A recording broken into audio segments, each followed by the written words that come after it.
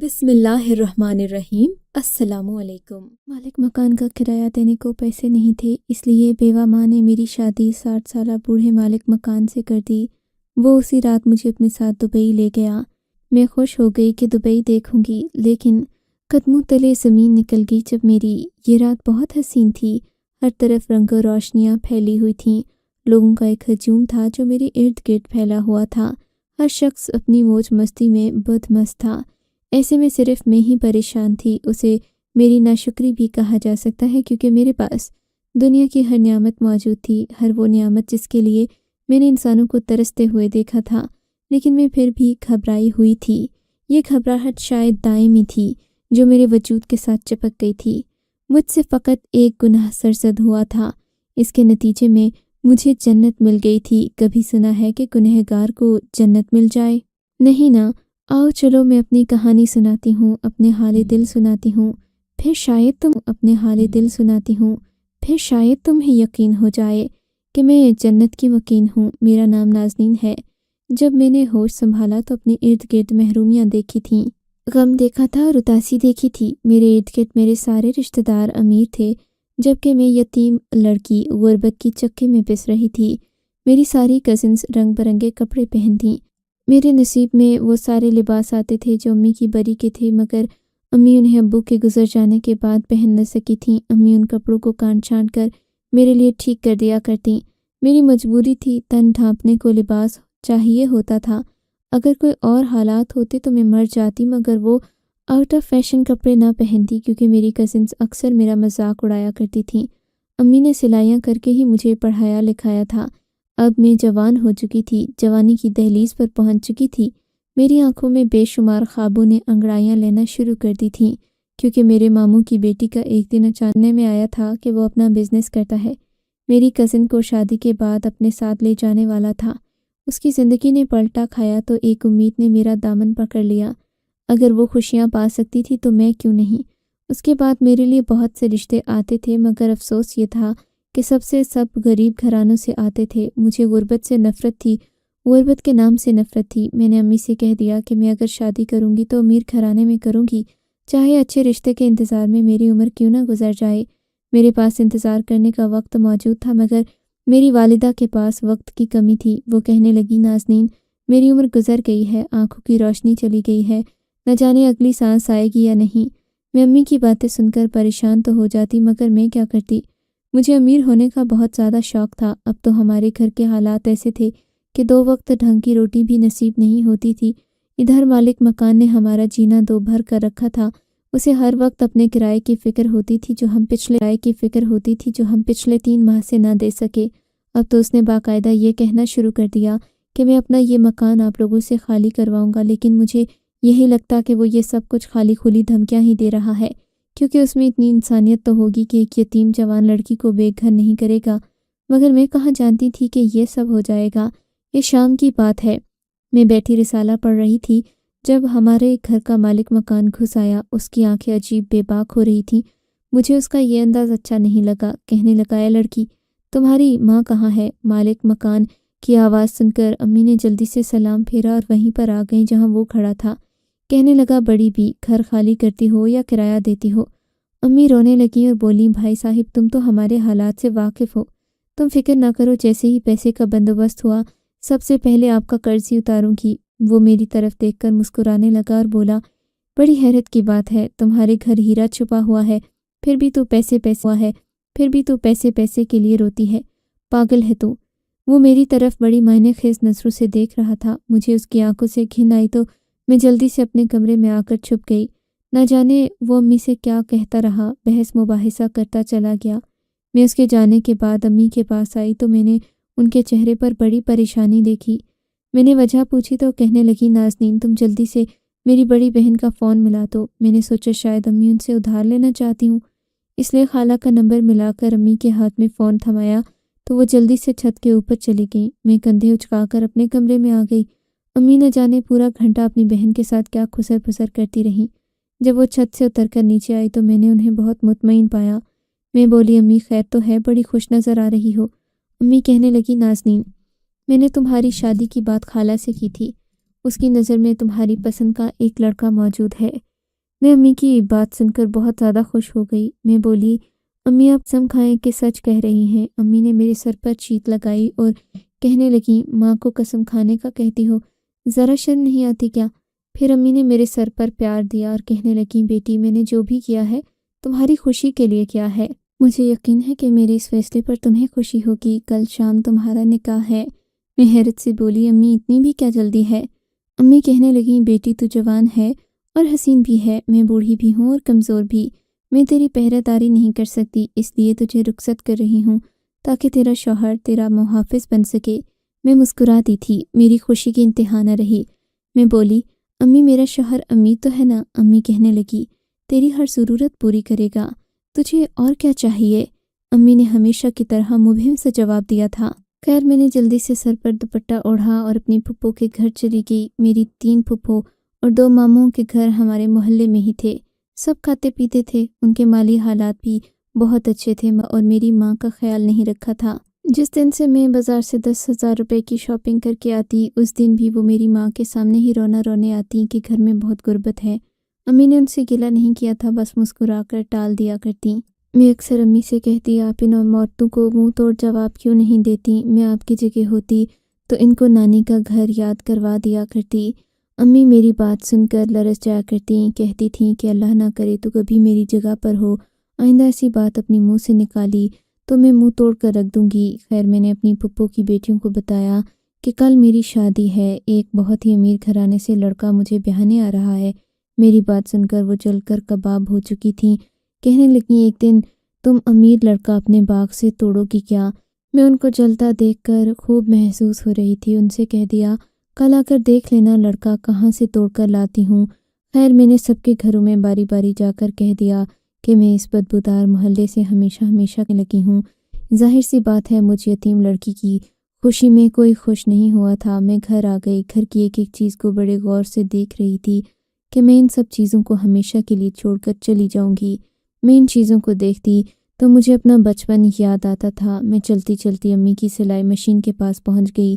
میں اس کے پاس جا کر بیٹھ گئی اور کہنے لگی، اے مشین، اگر تیرے توسط سے میری ماں نے مزدوری کر کے میرا پیٹ نہ پالا ہوتا تو آج کلہاڑی مار مار کر تیرا پیٹ چاک کر دیتی۔ تجھے یاد ہوگا نا، تیری آواز سے، تیری گڑگڑاہٹ سے مجھے کتنی نفرت تھی۔ میری راتوں کی نیند تیری وجہ سے خراب ہوتی تھی، تیری وجہ سے سارا دن میرے سر میں درد رہتا تھا۔ اے مشین، گو کہ تو میری محسن ہے مگر مجھے پھر بھی تجھ سے بڑی نفرت ہے۔ میں اپنے کمرے میں آ گئی، پنکھا چلایا تو وہ چیونٹی کی رفتار سے چل رہا تھا، جبکہ میرا بدن پسینے سے شرابور ہو رہا تھا۔ میں نے ایک گلا اس پنکھے سے بھی کر ڈالا تھا۔ میں بولی، تمہاری طرف سے بھی میرے بہت سے حساب بنتے ہیں، ایک بار میری شادی ہو جانے دو، سب سے پہلے تمہیں اتار کر پھینکواؤں گی، تیری جگہ نئے ماڈل کا تیز رفتار پنکھا لگواؤں گی۔ ساری رات یوں ہی آنکھوں میں کٹی تھی، کبھی مستقبل کی خوشیوں کے متعلق سوچ کر جھوم اٹھتی تو کبھی ماضی کے غم مجھے رلانے لگتے۔ خیر صبح ہوئی تو فجر کی اذان کے ساتھ ہی ہمارے گھر کے دروازے پر دستک دی۔ میں نے ہی جا کر دروازہ کھولا، سامنے خالہ کھڑی تھیں۔ کوئی اور وقت ہوتا تو میں گاؤں سے آنے والی اپنی غریب سی خالہ کو دیکھ کر منہ پھیر لیتی، مگر وہ تو میرے نصیبوں کا اجالا بن کر آئی تھی۔ میں نے جلدی سے خالہ کو گلے لگا لیا، ان کے پیچھے ہی ان کا لنگور جیسا بیٹا کھڑا تھا، جسے میں نے سلام کرنا بھی گوارا نہیں کیا کیونکہ مجھے اس وقت اس سے کوئی مطلب نہیں تھا۔ امی بھی نیند سے بیدار ہو چکی تھیں، وہ اپنی بہن کے گلے لگ کر خوب روئی تھیں۔ خیر ان کا جذباتی سین ختم ہوا تو امی نے ناشتہ بنایا، جو کہ میں نے خالہ کے سامنے بہت ادب سے پیش کیا۔ ان سب کاموں سے فراغت ملی ہی تھی کہ امی نے مجھے ایک پرانے سے فیشن کا سرخ لہنگا تھما دیا اور کہنے لگیں، اسے پہن لے، یہ تیری خالہ لائی ہے، مولوی صاحب تمہارے نکاح کے لیے آنے ہی والے ہیں۔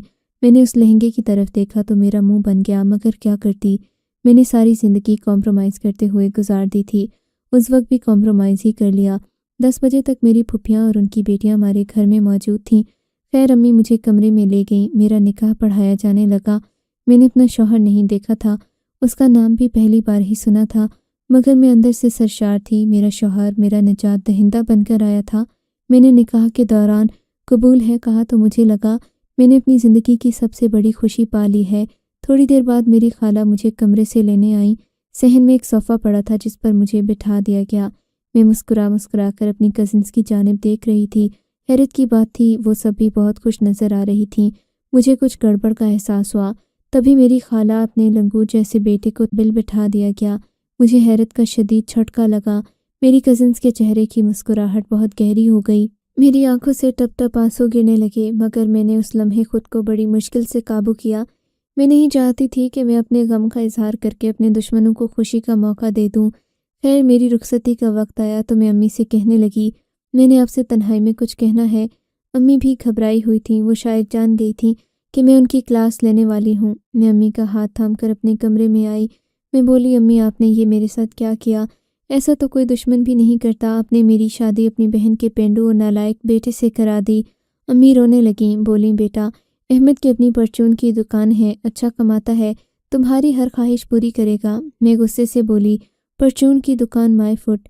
خیر رخصت تو مجھے ہونا ہی پڑا تھا۔ میں شہر سے بہا کر گاؤں آ گئی۔ یہ میری قسمت تھی۔ میں پھوٹ پھوٹ کر روتی رہی تھی۔ خیر میں نے بھی سوچ لیا کہ میں بھی ہار نہیں مانوں گی۔ میں اس لنگور کو کبھی اپنا آپ نہیں سونپوں گی۔ خیر میں اپنی خالہ کے گھر آ گئی۔ مجھے یہ گھر دیکھ کر بہت حیرت ہوئی تھی۔ میں حیران تھی کہ میری خالہ ایک گاؤں میں رہتی تھیں، مگر پھر بھی ان کا گھر پکا تھا، یہاں تک کہ میرے کمرے میں اٹیچ باتھ روم بھی تھا۔ یہ گھر اس لڑکی کے لیے اچھا ثابت ہو سکتا تھا جسے زندگی سے فقط 2 وقت کی روٹی اور تن ڈھانپنے کے لیے کپڑا چاہیے ہوگا۔ مجھے زندگی سے بہت کچھ درکار تھا، اس لیے میں اس پر راضی نہیں ہوئی۔ میری ساس نے چند رسمیں کیں، مجھے احمد کے کمرے میں چھوڑ کر خود باہر چلی گئیں۔ میں اس بڑے سے کمرے کا بڑے غور سے جائزہ لے رہی تھی۔ اس میں دنیا کی ہر سہولت موجود تھی۔ تھوڑی دیر بعد کمرے میں میرا شوہر داخل ہو گیا۔ وہ مسکرا رہا تھا، پر اس کی مسکراہٹ سے مجھے گھن آ رہی تھی۔ وہ میرے پاس آ کر بیٹھ گیا اور کہنے لگا، میں نے تو سنا تھا کہ دولہا ہی اپنی بیوی کا گھونگھٹ اٹھاتا ہے، مگر آپ تو اپنا گھونگھٹ پلٹ کر بیٹھی ہوئی ہیں۔ میں غصے سے بولی، ہاں، کیونکہ میں نے تمہیں اپنا شوہر تسلیم ہی نہیں کیا تھا۔ اب یہاں سے اٹھ کر دفع ہو جاؤ۔ وہ حقہ کا میری شکل دیکھتا رہا، پھر بولا، آپ میرے ساتھ ایسا نہیں کر سکتی، میں آپ کا شوہر ہوں، مجھے شریعت ہر چیز کی اجازت دیتی ہے۔ میں غرا کر بولی، میں تمہیں کسی چیز کی اجازت نہیں دیتی۔ پہلے آئینے میں اپنی شکل تو دیکھو، بالکل لنگور لگتے ہو۔ وہ دل برداشتہ ہو چکا تھا، اسی لیے اٹھ کر کمرے سے باہر نکل گیا۔ تھوڑی دیر بعد خالہ میرے پاس آ کر بیٹھ گئیں، کہنے لگیں، بیٹا یہ کیا حرکت ہے؟ تم شادی کی پہلی رات ہی اپنے شوہر کے ساتھ بدتمیزی کر رہی ہو، کیا میں اس کی وجہ جان سکتی ہوں؟ میں بولی، ہاں جان لیں، آپ کے بیٹے کے ساتھ یہ سب کچھ اس لیے کر رہی ہوں کیونکہ مجھے یہ لڑکا ناپسند ہے۔ مجھے علم نہیں تھا کہ میری ماں میرے ساتھ اتنا بڑا دھوکہ کرے گی، وہ مجھے ایک پینڈو انسان کے ساتھ بیاہ دے گی۔ میری خالہ کا رنگ فک ہو گیا، کہنے لگی، نازنین میرے بیٹے کو یوں مت دھتکارو، ٹھیک ہے وہ گاؤں میں رہتا ہے مگر پڑھا لکھا ہے، اپنا کماتا ہے، پرچون کی دکان ہے اس کی، یہ گھر میں نے اپنے بیٹے کی کمائی سے ہی تو بنایا ہے، اسی چیز سے اندازہ لگا لو میرا بیٹا اچھا کماتا ہے۔ میں بولی، میں آج بھی اس شادی کو نہیں مانتی اور 10 سال بعد بھی نہیں مانوں گی۔ میں اپنی بات پر قائم رہی تھی۔ مجھے خالہ نے بہت سمجھایا، امی نے بہت منتیں کیں، احمد تو میرے پاؤں پڑ گیا، کہنے لگا، تم مجھے ایک بات حکم تو دو، تمہیں کس چیز کی ضرورت ہے؟ تمہارے قدموں میں لا کر ڈھیر نہ کر دوں تو پھر کہنا، مگر مجھے چھوڑ کر مت جاؤ۔ میں نے اسے 1000 بار دھتکارا مگر وہ ہار ماننے والا نہیں تھا۔ خیر 1 ماہ بعد میں اپنی والدہ کے گھر واپس آ گئی اور کورٹ میں خلا کا مقدمہ درج کر دیا۔ مجھے ایسا لگتا تھا کہ احمد اتنی آسانی سے طلاق نہیں دے گا، مگر اس نے طلاق دے دی تھی۔ میری والدہ مجھ سے نفرت کرنے لگیں، وہ تو میری بات کا جواب دینا بھی پسند نہیں کرتی تھیں۔ اب میں نے اپنے لیے امیر لڑکے ڈھونڈنا شروع کر دیے، مگر مجھے کوئی لڑکا ایسا نہیں مل رہا تھا جو میری امید پر پورا اتر سکتا ہو۔ انہی دنوں مالک مکان کے چکر ہمارے گھر میں بہت بڑھ گئے تھے، وہ ہر وقت کرایہ مانگنے آیا ہوتا تھا۔ امی سب سے پریشان تھیں، انہوں نے رشتہ کرانے والی عورتوں سے کہہ رکھا تھا، میری بیٹی کے لیے کوئی اچھا سا ڈھونڈو۔ میری عدت پوری ہو گئی تھی مگر ابھی تک کوئی لڑکا نہیں ملا تھا۔ ایک دن میں دوپہر کے وقت سوئی ہوئی تھی کہ مجھے بیل کی آواز آئی، نہ جانے ہمارے گھر کون آیا تھا۔ میں بیدار ہو چکی تھی، امی گھر کے دروازے پر کھڑی کسی سے گفتگو کر رہی تھیں۔ مجھے بہت زیادہ تجسس ہوا، اسی لیے میں اٹھ کر جلدی سے باہر آ گئی۔ جب تک میں باہر نکلی امی گیٹ بند کر کے واپس آ چکی تھیں۔ میں بولی، امی کون تھا؟ امی کا چہرہ بہت سنجیدہ تھا، کہنے لگیں، تمہارے لیے 1 کروڑپتی شخص کا رشتہ آیا ہے۔ میں بولی، امی مجھے آپ کی بات پر یقین نہیں ہے۔ امی نے میرے سر پر ہاتھ رکھا اور کہنے لگیں، تیرے سر کی قسم سچ کہہ رہی ہوں۔ امی نے آج تک میرے سر پر ہاتھ رکھ کر کوئی قسم نہیں کھائی تھی، آج جب وہ قسم کھا رہی تھیں تو اس کا مطلب یہ تھا کہ بات 100% سچی ہے۔ امی کہنے لگی، نازنین آج شام تمہارا نکاح ہے، جو تیاری کرنی ہے کر لے۔ میں بے انتہا خوش تھی۔ میں نے جلدی سے اپنی مختصر سی تیاری کی۔ اس بار بھی دولہے کی شکل مجھے نہیں دکھائی گئی۔ خیر میں نے کافی اس طرف دھیان نہیں دیا تھا، کافی تھا کہ میرا شوہر کروڑ پتی ہے۔ میں اپنے کمرے میں بیٹھی تھی جب مولوی نے آ کر مجھ سے نکاح مانگی کہ وہ میرا نکاح کسی ابراہیم سے پڑھانے والے ہیں۔ میں نے اقرار کر دیا۔ خیر تھوڑی دیر بعد امی میرے پاس آ کر بیٹھ چکی تھیں۔ وہ کہنے لگی، نازنین تیری رخصتی کا وقت آ گیا ہے، تجھے امیر شوہر چاہیے تھا، لے تیری شادی کر دی ایک امیر کبیر شخص سے۔ آج تجھے رخصت کرتے وقت دل سے دعا کر رہی ہوں کہ زندگی میں مجھے دوبارہ کبھی تمہاری صورت نہ دیکھنا پڑے۔ میں ہونک سی بنی امی کی طرف دیکھ رہی تھی۔ وہ کہنے لگی، آمین تو بول دے۔ تب میرے منہ سے الفاظ نہیں نکلے۔ پھر وہ بولیں، تم آج کل خود امیر لڑکے پھانسنے کی تیاری میں تھی نا؟ تم کیا سمجھتی ہو میں تمہاری ان باتوں سے ناواقف ہوں؟ نہیں، میں ہر چیز سے باخبر تھی۔ مجھے تم سے خوف آنے لگا کہ کہیں تم اپنے مرحوم باپ کی قبر کو داغدار نہ کر دو، اس لیے مجھے ایک قدم اٹھانا پڑا۔ اتنا کہہ کر امی کمرے سے باہر نکل آئیں۔ خیر میری رخصتی کا وقت آ گیا تھا، مگر میں نے اپنے آس پاس اپنے شوہر کو نہیں پایا۔ امی کہنے لگیں وہ باہر اپنی لاکھوں کی باڑی میں بیٹھا تمہارا انتظار کر رہا ہے۔ امی کی بات سن کر میں مسکرا دی۔ خیر میں خود ہی چلتی گھر سے باہر آ گئی، گاڑی کا دروازہ بھی خود ہی کھولا اور گاڑی میں بیٹھ گئی۔ تب میری نظر اپنے مد مقابل بیٹھے شخص پر پڑی۔ وہ کوئی اور نہیں بلکہ میرا مالک مکان تھا۔ میں شدید صدمے سے دوچار تھی۔ میں بولی، میرا نکاح تو کسی ابراہیم سے ہوا تھا نا؟ وہ مسکرا کر بولا، میں ہی تو ہوں ابراہیم عرف بلی مالک مکان۔ میں صدمے سے دوچار تھی، اس لیے چپ رہی۔ خیر جب میں اپنے شوہر کے محل نما گھر میں داخل ہوئی تو درجنوں کے حساب سے نوکرانیاں میری جانب لپکی تھیں۔ اس وقت میں نے فیصلہ کر لیا تھا کہ مجھے اس زندگی سے جو چاہیے تھا مل گیا تھا۔ اب کیا ہوا جو میرا شوہر بڈھا بھی ہے اور گنجا بھی ہے، اور یہ کتنے سال جی لے گا؟ زیادہ سے زیادہ 12 سال۔ اس کے بعد ہر چیز کی مالکن میں ہی بن جاؤں گی۔ اس وقت تک میں اپنے شوہر کی وفادار رہوں گی۔ شادی کی رات شوہر نے یہ خوشخبری سنائی کہ وہ مجھے ہنی مون کے لیے دبئی لے جائے گا۔ میری خوشی کی انتہا نہ رہی کہ چلو دبئی دیکھ لوں گی۔ اگلی صبح ہم دبئی کی فلائٹ پکڑ چکے تھے۔ شام تک دبئی آ گیا۔ شوہر کا گھر بہت عالی شان تھا۔ مجھے لگا میں نے اپنی زندگی کی تمام خوشیاں سمیٹ لی ہوں گی۔ رات ہوئی تو میرا شوہر مجھے بہت خوبصورت ڈیزائنر لہنگا لا کر دینے لگا۔ کہنے لگا، یہ پہن کر دلہن بن جاؤ۔ میرا وہ شوہر جس نے مجھے راتوں رات رانی بنا دیا تھا، میں اس کی ہر بات ماننے کو تیار تھی۔ اچھے طریقے سے تیار ہو کر میں اس کا انتظار کرنے لگی، مگر میرے کمرے میں میرا شوہر نہیں آیا، کوئی اور ہی شخص تھا جو زبردستی میرے کمرے میں داخل ہو گیا۔ میں نے اسے نکالنے کی بہت کوشش کی، مگر اس نے مجھے بے بس کر دیا تھا۔ بے بسی کی حالت میں اس شیطان نما انسان کو دیکھ رہی تھی جس کے چہرے پر جیت کی خوشی تھی۔ وہ کمرے سے چلا گیا تو میرا شوہر کمرے میں آ گیا، میری جانب دیکھ کر بولا، مسکرا رہا تھا۔ میں نے اسے گریبان سے پکڑ کر جھنجھوڑ ڈالا۔ بولا، تمہیں مرد بدلنے کی عادت جو ہے، تمہاری سعادت کا احترام کر رہا ہوں۔ پہلے احمد، پھر موبائل پر لڑکوں کے ساتھ دوستیاں، پھر مجھ سے شادی۔ تم کیا سمجھتی ہو میں ان چیزوں سے بے خبر ہوں؟ اتنا کہہ کر اس نے مجھے اپنے ظلم کا نشانہ بنایا۔ اس کے بعد میری زندگی ہی بدل گئی۔ وہ مجھے بڑے بڑے لوگوں کی پارٹیز میں لے کر جاتا ہے، ایسی پارٹیز جہاں جانے کا میں فقط سوچ ہی سکتی ہوں۔ آج رات بھی میں ایک ایسی ہی پارٹی میں شرکت کے لیے آئی ہوئی ہوں۔ یہ رات بہت حسین ہے، ہر طرف رنگ و روشنیاں پھیلی ہوئی تھیں، لوگوں کا ایک ہجوم تھا جو میرے ارد گرد پھیلا ہوا تھا، ہر شخص اپنی موج مستی میں تھا۔ ایسے میں صرف پریشان تھی۔ میں اسے ناشکری بھی کہہ سکتی ہوں، کیونکہ میرے پاس بظاہر دنیا کی ہر نعمت موجود ہے، ہر وہ نعمت جس کے لیے میں نے انسانوں کو ترستے ہوئے دیکھا، لیکن پھر بھی میں گھبرائی ہوئی تھی۔ یہ گھبراہٹ شاید دائمی تھی جو میرے وجود کے ساتھ چپک گئی تھی۔ مجھ سے فقط ایک گناہ سرزد ہوا تھا، احمد جیسے اچھے اور وفادار شوہر کو ٹھکرا دینے کا گناہ، ماں کی دل آزاری کر دینے کا گناہ، اور اس کے نتیجے میں مجھے جنت مل گئی۔ کبھی سنا ہے کہ گنہگار کو جنت مل گئی ہو؟ نہیں نا، مجھے وہ جنت مل گئی جس سے میں کبھی باہر نہیں نکل سکتی۔ سونے کے پنجرے جیسی جنت، جہاں ہر چیز پر آسائش میرے آس پاس تو ہے مگر میری نہیں۔ میں اس ماحول میں کھلونے کی سی حیثیت رکھتی ہوں اور زیادہ کچھ نہیں۔ میں تو کچھ بھی نہیں ہوں۔ آپ کو اگر یہ کہانی اچھی لگی ہے تو اس ویڈیو کو لائک کیجیے، اور اس طرح کی مزید کہانیاں سننے کے لیے ہمارے چینل کو ضرور سبسکرائب کیجیے۔ کہانی سننے کا شکریہ۔ آپ سے ملاقات ہوگی اگلی ویڈیو میں، تب تک کے لیے اللہ حافظ۔